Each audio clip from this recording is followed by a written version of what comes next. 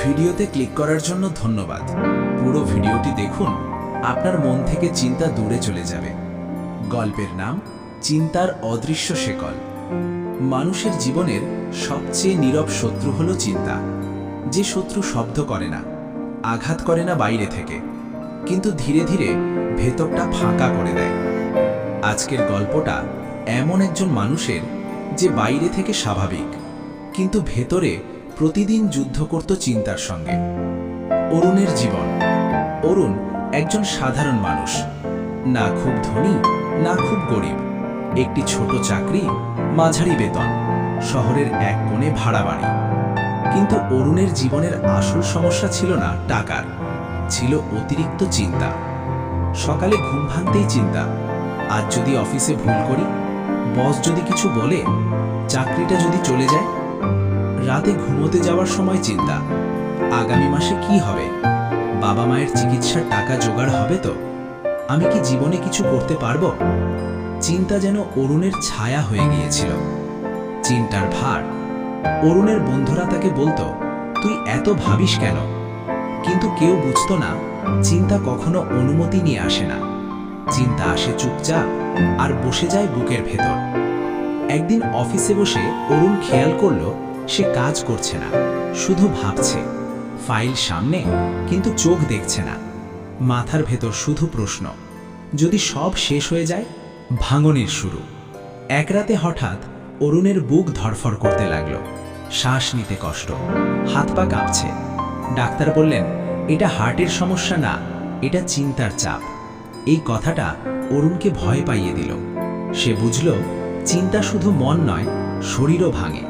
অজানা পথের দেখা। কয়েকদিন পরে এক ছুটির সকালে অরুণ হাঁটতে বেরোল। শহরের বাইরে ছোট্ট একটা পাহাড়ি পথ। সেখানে দেখা হলো এক বৃদ্ধের সঙ্গে, মুখে অদ্ভুত শান্তি।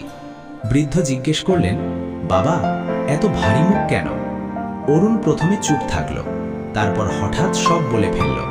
চিন্তা, ভয়, ভবিষ্যৎ, ব্যর্থতা। বৃদ্ধ হাসলেন, বললেন, তুমি ভবিষ্যতের বোঝা আজ কাঁধে তুলে নিয়েছ। বীজের গল্প। বৃদ্ধ একটি বীজ হাতে নিয়ে বললেন, এই বীজটা মাটিতে পুঁতলে কি হবে? অরুণ বলল, গাছ হবে। বৃদ্ধ বললেন, কিন্তু বীজটা যদি সারাদিন এটা ভেবে দুশ্চিন্তা করে, আমি গাছ হতে পারবো তো, তাহলে কি গাছ হবে? অরুণ চুপ। বৃদ্ধ বললেন, চিন্তা হলো সেই ভয় যা এখনো ঘটেনি, আর বিশ্বাস হলো সেই শক্তি যা ঘটার আগেই পথ তৈরি করে। বড় শিক্ষা। বৃদ্ধ আরও বললেন, জীবন নদীর মতো, তুমি যদি সারাক্ষণ ঢেউ গুনতে থাকো, তাহলে সাঁতার কাটবে কখন? তোমার কাজ আজকের কাজটা ভালোভাবে করা, আগামীকাল নিজে নিজের দায়িত্ব নেবে। এই কথাগুলো অরুণের ভেতরে কোথাও গিয়ে লাগলো। পরিবর্তনের শুরু। সেই দিন থেকে অরুণ ছোট্ট একটা নিয়ম করল, সকাল শুরু করবে কৃতজ্ঞতা দিয়ে। আজকের কাজ আজই করবে, ভবিষ্যৎ নিয়ে ভাববে না, প্রস্তুতি নেবে। রাতে মোবাইল নয়, নীরবতা। চিন্তা পুরো যায়নি, কিন্তু তার শক্তি কমতে শুরু করলো। নতুন অরুণ। কয়েক মাস পর অরুণ আগের মতোই মানুষ, কিন্তু ভেতরে বদলে গেছে। এখন চিন্তা এলে সে বলে, তুমি আমার চিন্তা, কিন্তু আমার মালিক নও। সে শিখে গেছে, চিন্তা আসে, কিন্তু তাকে বসতে দেওয়া বা না দেওয়া সেটা আমাদের হাতে। চিন্তা জীবন নষ্ট করে না, চিন্তাকে অতিরিক্ত গুরুত্ব দেওয়াই জীবন নষ্ট করে। মনে রাখবেন, আপনি একা নন। সব সমস্যার সমাধান একদিনে হয় না। ভবিষ্যৎ ভয় দেখাতে পারে, কিন্তু নিয়ন্ত্রণ করতে পারে না।